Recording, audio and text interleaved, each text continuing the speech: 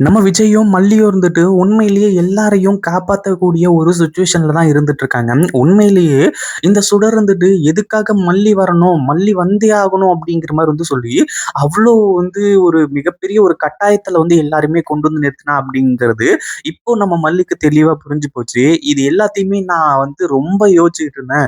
எதுக்காக இந்த சுடர் என்ன இங்க கூட்டிட்டு வரணும், இங்க வரணும் அப்படின்ற மாரி சொல்லி அவ்ளோ கம்பல் பண்ணிட்டு இருந்தா அப்படின்றது, இப்பதான் எனக்கு தெரிய வருது. அதாவது உங்க எல்லாரையுமே கொன்னுட்டு, அந்த ஒரு பழிய என் மேல தூக்கி போடணும் அப்படின்றதுக்காக தான் இவ இவ்ளோ பெரிய ஏற்பாடு பண்ணியிருக்கா அப்படிங்கிற மாரி சொல்லி, மல்லி எல்லாத்தையுமே டீட்டெயிலா சொல்றாங்க.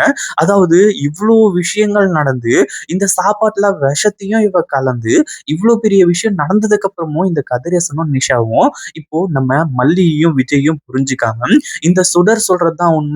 அதாவது இவங்க எல்லாருமே பொய் சொல்றாங்க. இங்க இருக்கக்கூடியது உண்மையான ரேணுகா தான். என் பொண்ணு ரேணுகா தான் அப்படின்ற மாரி சொல்லி நின்னாரு அப்படின்னா, அவர காப்பாத்துறதுக்கு அந்த கடவுளே வந்தாலுமே முடியாது அப்படின்னே சொல்லலாம். இத்தன நாளா விஜயோட மனசுக்குள்ள என்ன இருந்துச்சு அப்படின்ற ஒரு விஷயம் இந்த சுடருக்கு டைரக்ட்டா தெரியாம இருந்துட்டு இருந்துச்சு. ஏன்னா மல்லி மட்டும் தான் இது எல்லாத்தையுமே நினைச்சிட்டு இருக்காங்க. ஆனா விஜய்க்கு எந்த அளவுக்கு உண்மைகள் தெரிஞ்சிருக்கு அப்படின்றது இந்த சுடருக்கு தெரியாம இருந்துட்டு இருந்துச்சு. ஆனா இப்போ எல்லாத்துக்குமான ஒரு தீர்வு தான் இங்க கிடைக்க போகுது அப்படின்னே சொல்லலாம். இந்த ஒரு விஷயத்த கண்டிப்பா யாருமே எதிர்பார்க்கவே இல்ல. அதுவும் இல்லாம இந்த சுடர் எல்லாமே முடிஞ்சுது. இன்னும் 1/2 மணி நேரத்துல எல்லாரோட கதையும் முடிஞ்சு, நம்ம நெனச்சபடி இந்த மல்லி ஜெயிலுக்கு போயிடுவா. அதே மாதிரி இந்த சொத்து எல்லாமே நமக்கு வந்துரும். மொத்த சொத்துமே நமக்கு தான். இனிமே நம்மள அழிக்கிறதுக்கு யாருமே இல்ல அப்படிங்கிற மாரி சொல்லி நெனச்சுட்டு இருக்கான். ஆனா இந்த சுடர் ஒரு விஷயத்த மைண்ட்ல வச்சுக்கணும்.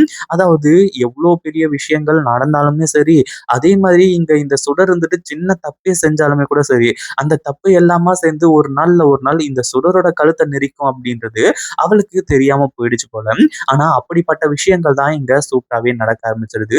இதுக்கு மேல இந்த சுடர சும்மா விட போறது கிடையாது. அதே மாதிரி ஆதாரங்கள் எல்லாமே இந்த சுடருக்கு எதிரா ஸ்ட்ராங்கா இருக்கு. அதே சமயத்துல இப்போ நம்ம விஜயும், மல்லியும் அவ்ளோ ஆதாரங்களோட கத்திக்கிட்டு இருக்காங்க, கதறிட்டு இருக்காங்க. இந்த கதிரேசன் விஜய் மாப்பிள்ள நீங்க ஏதாச்சும் பொய் சொல்றீங்களா?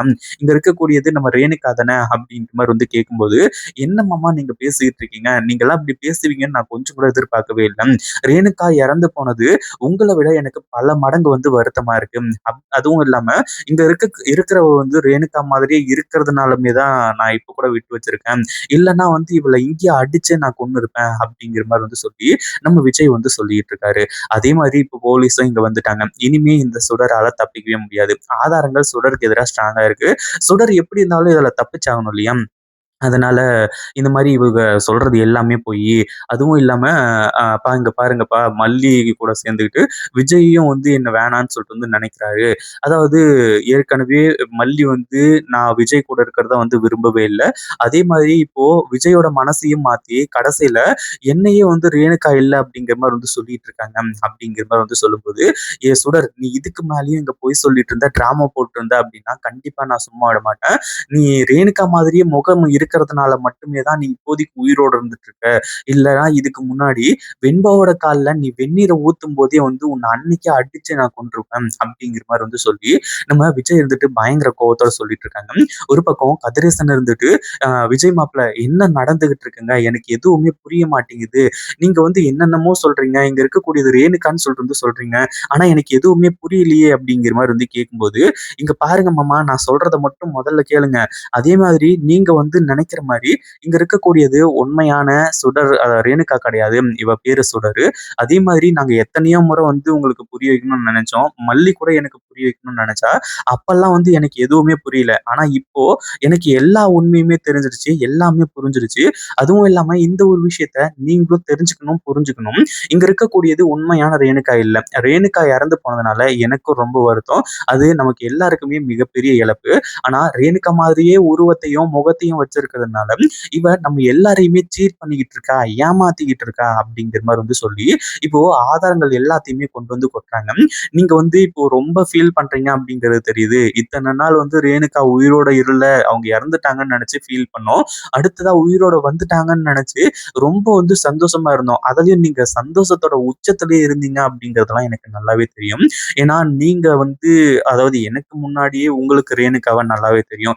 ரேணுகாவ அதாவது உங்கள அப்பா அப்படின்ற ஒரு ஸ்தானத்துக்கு கொண்டு வந்தது, அந்த ஒரு பதவிய குடுத்தது முதல்ல ரேணுகா தான். அதனால ரேணுகா மேல நீங்க பாசமா இருக்கீங்க. ரேணுகா வந்து என் கூட வாழ்றதுல எந்த ஒரு பிரச்சனையும் கிடையாது. ஆனா இவ உண்மையான ரேணுகா இல்ல அப்படிங்கிறது தான் எங்களுக்கு மிகப்பெரிய பிரச்சனை. மல்லியும் அத தான் வந்து ஆரம்பத்துல இருந்தே சொல்லிட்டு இருக்கா. ஆனா அந்த ஒரு விஷயத்த ஆரம்பத்துல இருந்தே நீங்களும் கேட்கல, நானும் கேட்கல அப்படிங்கிற மாரி வந்து சொல்லி, இப்போ ஆதாரத்தோட வந்து எல்லாத்தையுமே நிரூபிக்கிறாங்க. இப்போ கதிரேசனுக்கு உண்மை எல்லாமே புரிஞ்சிருச்சு.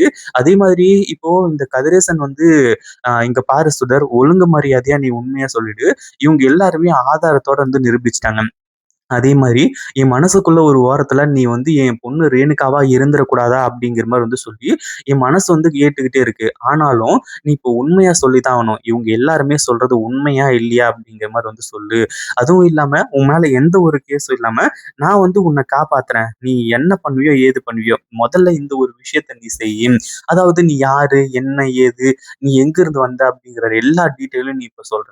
இல்லன்னா அப்படின்னா கண்டிப்பா நான் சும்மா விட மாட்டேன் அப்படிங்கிற மாரி வந்து சொல்லி கதிரேசன்லாம் கேட்க ஆரம்பிச்சுறாங்க. அதே மாரி போலீஸ் இருந்துட்டு தலைமுடிய புடிச்சு தர தர தரன்னு இழுத்துட்டு போறது மட்டும் இல்லாம, உண்மைய சொல்லு அப்படிங்கிற மாரி வந்து கேட்டுருக்காங்க. கடைசியில தான் இந்த சுடர் அவ வாயாலேயே எல்லா உண்மையுமே வாக்குமூலமா குடுக்க போறா. அப்பதான் இந்த கதிரேசனுக்கு உண்மைகள் எல்லாமே புரிய வரப்போகுது. கதிரேசன் இவ்ளோ ஷாக் ஆகுவாரு அப்படின்னு எதிர்பார்க்கவே இல்ல. இத பத்தி நீங்க என்ன நினைக்கிறீங்க? அந்த வீடியோ புடிச்சிருந்தா லைக் பண்ணுங்க, ஷேர் பண்ணுங்க. இப்பதான் நம்ம சேனலுக்கு ஃபர்ஸ்ட் டைம் வரீங்க அப்படின்னா, கீழ இருக்க சப்ஸ்கிரைப் பட்டன பிரஸ் பண்ணிக்கோங்க.